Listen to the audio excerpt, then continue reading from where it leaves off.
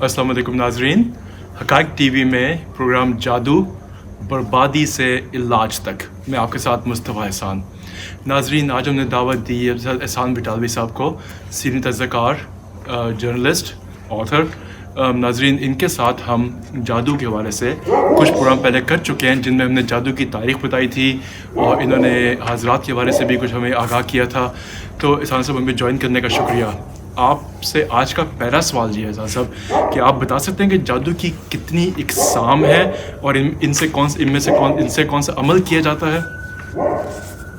मूसा साहब, बहुत शुक्रिया। बुनियादी तौर पे हमारा इस चैनल का मकसद ये है कि लोगों को आगाह करें कि जादू है क्या, और उसके बाद हम इंशाल्लाह ये भी बताएंगे कि इन खबीस लोगों से आपने बचना कैसे है और इसका किस किस चीज़ का इलाज आपने किस तरह करना है। ये तो हम पहले ही बता चुके हैं कि जादू की इब्तदा हारूत और मारूत से हुई, जिसमें इन दोनों फरिश्तों ने आगाह किया कि हम निरी आजमाइश हैं, और उस वक्त भी लोग ऐसे अमल करते थे जिसमें मियाँ बीवी में जुदाई हो।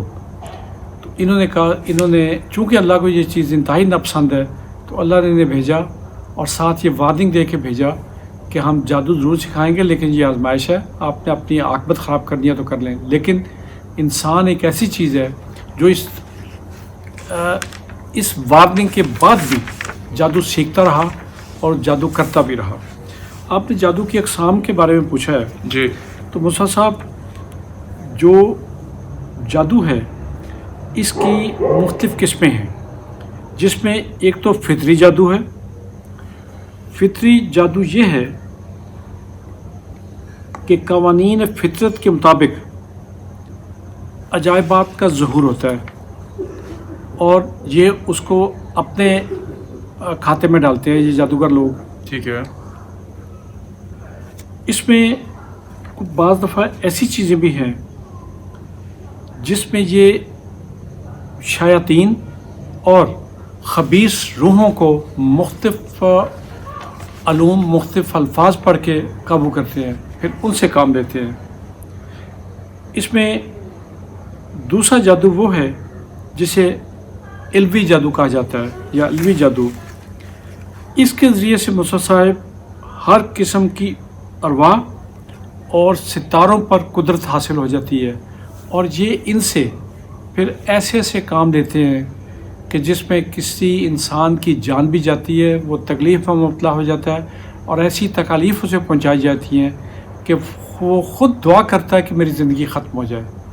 ये एक इंतहाई मकरू फ़ेल है, और लेकिन चूँकि रूहें ख़बीस इन्होंने काबू की हुई हैं, उनसे किसी अच्छे काम की तवक्को तो की नहीं जा सकती।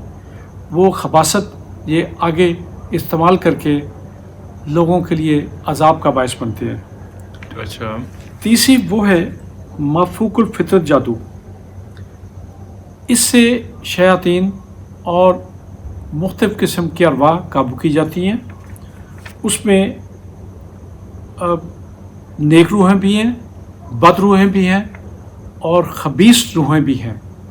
ये उन्हें काबू करके उनसे हर तरह का काम लेते हैं।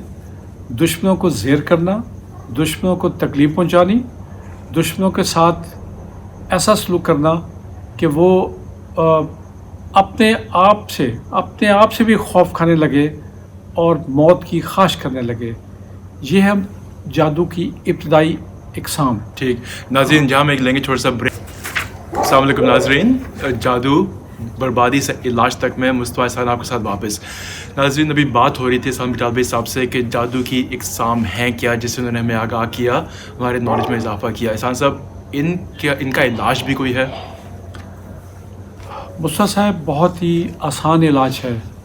सबसे पहले हमें अल्लाह की कुदरत पे मुकम्मल ईमान और यकीन होना चाहिए, और ये भी यकीन होना चाहिए कि अल्लाह इन सब चीज़ों का मालिक और हाकिम है। अगर हम अल्लाह की मदद मांगे, आपको यहाँ मैं हज़रत मूसा का वाक़या याद करवा देता हूँ कि वो भी शुरू में खौफज़दा हो जाते थे और अल्लाह से मदद मांगते थे कि फ़िरौन ये कर देगा, वो कर देगा, लेकिन अल्लाह उन्हें मैसेज देता था कि नहीं, आप जाओ, मैं तुम्हारे साथ हूँ। उसके दरबार का किस्सा तो हर बंदे ने सुन चुके हैं, फ़िरौन के दरबार का, जिसमें उन्होंने जादूगर इकट्ठे किए पूरे मुल्क से, اور انہوں نے رسیاں پھینکی جس کے بارے میں کہا جاتا سانپ بن گئے، لیکن یہاں میں قرآن کے الفاظ کا ترجمہ بتانے لگا ہوں، وہ سانپ نظر آنے لگے، سانپ بڑے نہیں تھے، جی بالکل یہی لکھا نظر بند کی گئی تھی.